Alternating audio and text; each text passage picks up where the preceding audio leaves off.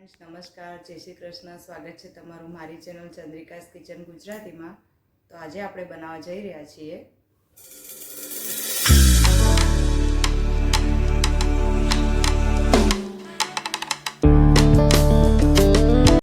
તો મિત્રો, ચોમાસામાં ખાવાની મજા પડી જાય ગરમા ગરમ કઢી સાથે આપણા કાંદા ભજીયા એકદમ સરસ બનીને તૈયાર છે. અંદરથી એકદમ ક્રિસ્પી બન્યા છે અને કુરકુરા બન્યા છે. તો એકવારથી જરૂરથી આ રેસીપી ટ્રાય કરજો. તો કાંદા ભજીયા બનાવવા માટે મેં આ 4 મોટા કાંદા લીધા હતા. તેને મેં ચોપરમાં ચોપ કરી લીધા છે. 10 કળી મેં લસણની લીધી હતી, તેને મેં આ રીતે ચોપ કરી લીધી છે. 4 લીલા મરચાંને મેં ચોપ કરી લીધા છે. અદરકને મેં આ રીતે કૂટી લીધું છે અને 2 વાટકા મેં બેસન લીધું છે. તો કાંદા લઈ લઈશું. લીલા મરચાં, આદુ, લસણ, કોથમીર, બેસન નાખી દઈશું.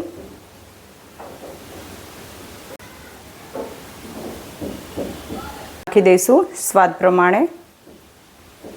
ગરમ મસાલો 1 ચમચી, મસાલો અડધી ચમચી, જીરું 1 ચમચી, સહેજ હિંગ ચપટી જેટલી, અડધી ચમચી, 1 ચમચી મરચું, તેલ નાખી દઈશું 1 ચમચો.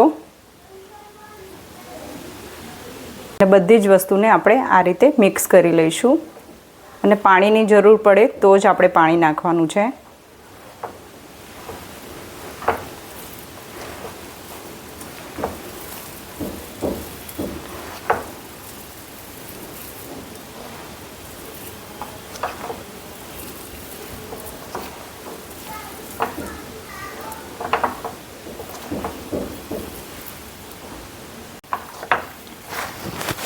તો મને આ લોટ બાંધવામાં સહેજ પણ પાણીની જરૂર નથી પડી, તો હું પાણી નથી નાખી રહી.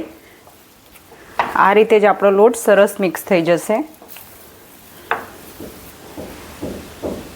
તો આપણો લોટ આ રીતે સરસ રીતે બંધાઈ ગયો છે. તો હવે તેને સાઈડમાં રાખી લઈશું. ત્યાં સુધી આપણે કઢી બનાવી લઈશું.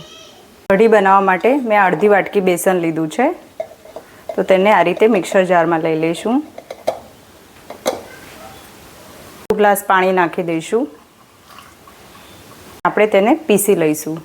એક તપેલીમાં લઈ લઈશું અને 1 ગ્લાસ પાણી નાખી દઈશું. આપણે નાખી દઈશું સ્વાદ પ્રમાણે. નાખી દઈશું ચપટી. અડધા લીંબુનો રસ નાખી દઈશું. હવે આપણે કઢીને વઘારવાના છીએ.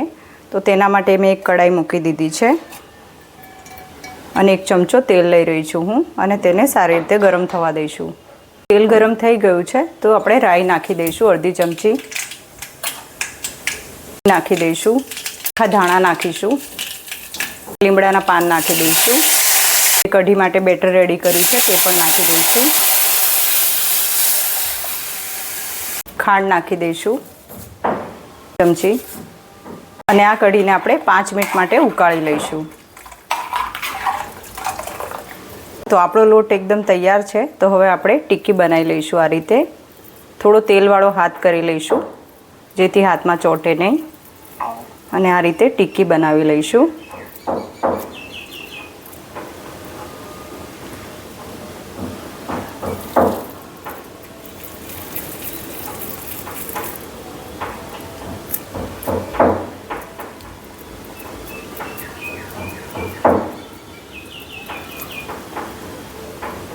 તો આપણે બધી જ ટિક્કી આ રીતે બનાવીને તૈયાર કરી લઈશું.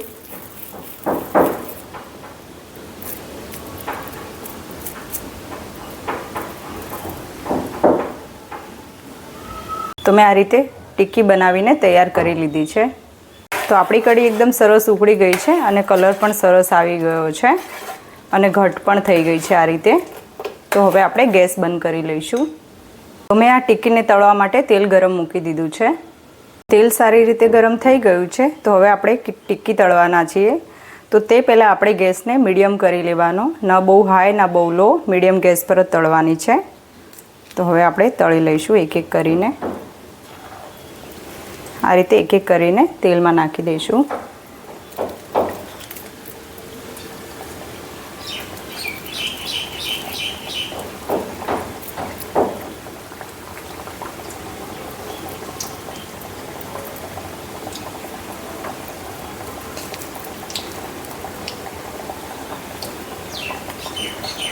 બાજુથી ફ્રાય થઈ ગયા છે તો હવે આપણે પલટી લઈશું આ રીતે બીજી બાજુ.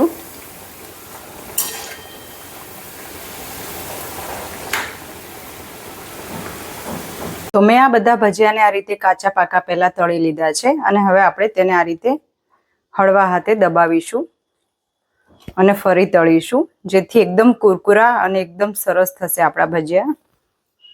તો આ રીતે દબાવી લેવાના તો એકદમ સરસ થશે, અંદરથી પણ એકદમ સરસ ક્રિસ્પી ને કુરકુરા થશે. તો મેં બધા જ ભજીયાને આ રીતે દબાવીને રેડી કરી લીધા છે. તો હવે આપણે ફરી 2 મિનિટ માટે તળી લઈશું. આપણું તેલ ગરમ જ છે તો હવે આપણે તળી લઈશું.